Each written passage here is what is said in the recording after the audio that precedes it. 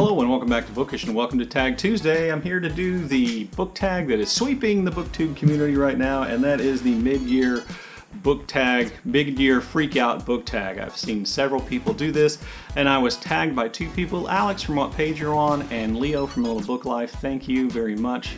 This is a tag I think I've done every year on booktube, so I want to do that tag again today, and I hope that you don't in any way interpret my relatively brief video as a reflection on this tag or the people who tag me.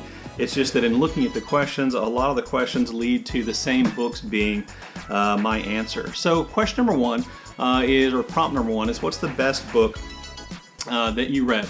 So I'm going to go with James Baldwin's Another Country, but also I just finished reading Beloved by Toni Morrison as a part of the Morrison 2020 reading group, where we're trying to read all of Toni Morrison's 11 novels this year, one a month. And I have to tell you that, you know, I will admit to still being in kind of basking in the glow of a great work of literature and a great book, but I think this might be the best book written by an American ever.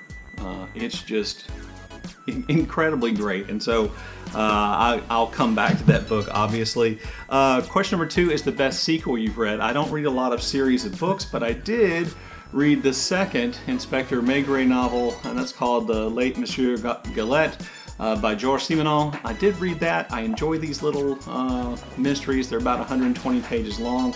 I enjoy Inspector Maigret, and so you know, I enjoyed that, and I would call that a sequel. Let's see. Prompt 3 is a new release you haven't read but want to. That would be The Dragon, the Giant, and the Women by Wayatu Moore, which is a memoir of her immigration experience and her early life in Texas. I have that book ordered and hopefully be able to get to it in July or August. That's the new release I want to read the most. I believe that was released here in 2020. I've seen it on several channels. I know I've seen it on Jacqueline's channel, 6 Minutes for Me, and somewhere else, so maybe it was Doris. Anyway, I've seen it several places and I definitely want to read it. Prompt number 4 is most anticipated release. I'm more of a backlist reader, and so I don't really keep up with what's about to come out, as you'll be able to tell from my other answers in this prompt. There are not a whole lot of new releases here, so I'm going to skip prompt number 4.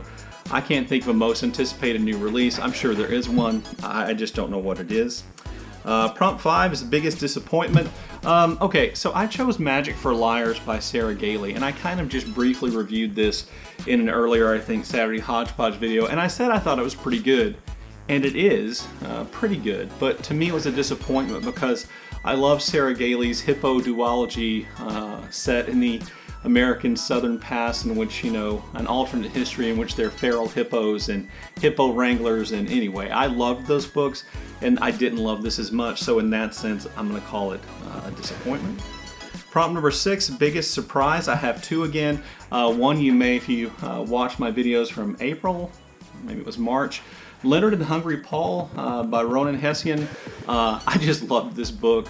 It probably just hit me just right. We were kind of early on in the pandemic, and it's just kind of a story of two slightly unusual characters and how they find their way forward and make peace with who they are and the people around them. And I just thought it was great. Not the last time you'll hear me mention that book. And then also a book that was somewhat of a surprise to me on how good it was The House on Endless Waters by Imuna Elan. My buddy read this with Britta Bowler, and we really both thought it was very, very good.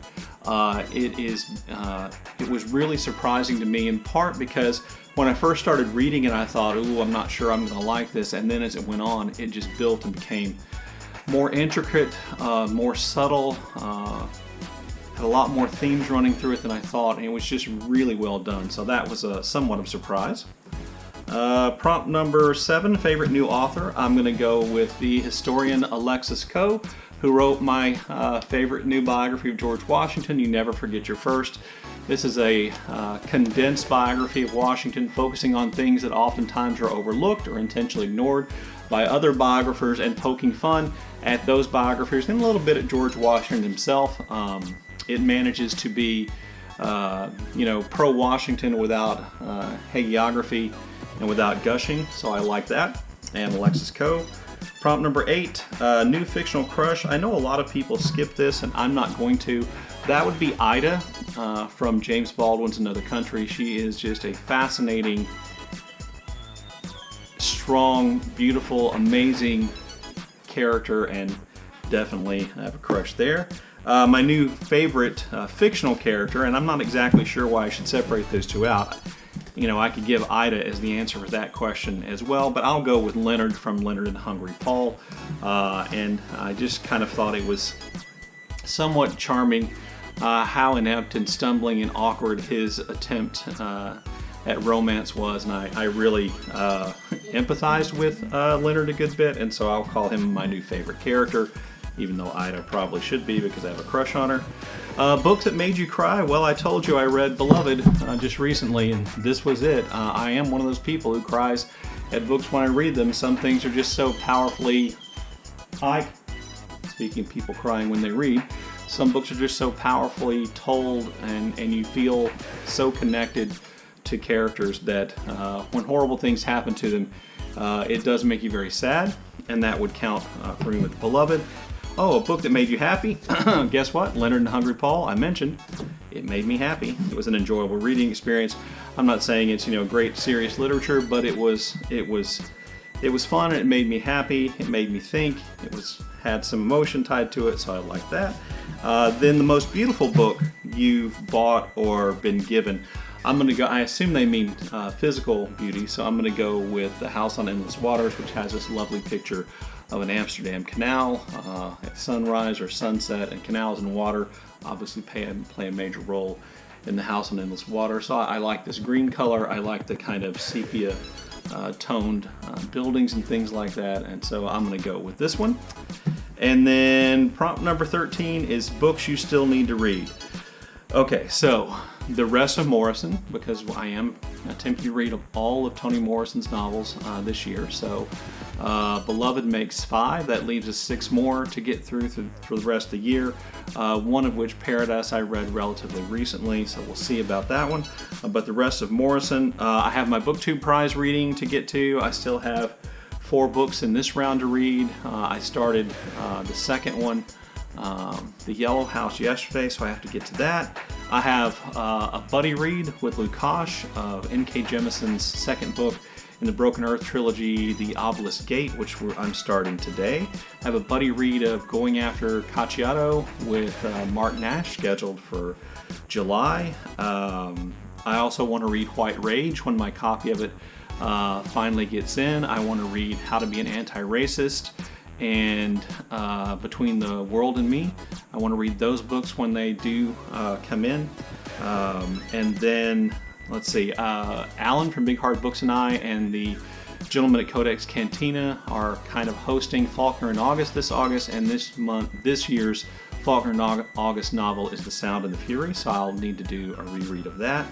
I'm a little intimidated by the depth at which the fellows at Codex Cantina go. I'm pretty sure that my relatively surface level slapdash discussion of it will not measure up to theirs, but I am looking forward to reading it. And then I'm looking forward to Victober, where I plan to read Jane Eyre and Barchester Towers by Anthony Trollope, which will be my second Trollope novel. Anyway, there you go. There is my mid-year freak out book tag video. I'm not going to tag anybody. You're all tagged because this tag is going around incredibly quickly, and I'm not sure I want to spend the time to look to see who has and hasn't been tagged. Anyway, look forward to your comments in the comment section below, and as always, thank you for watching.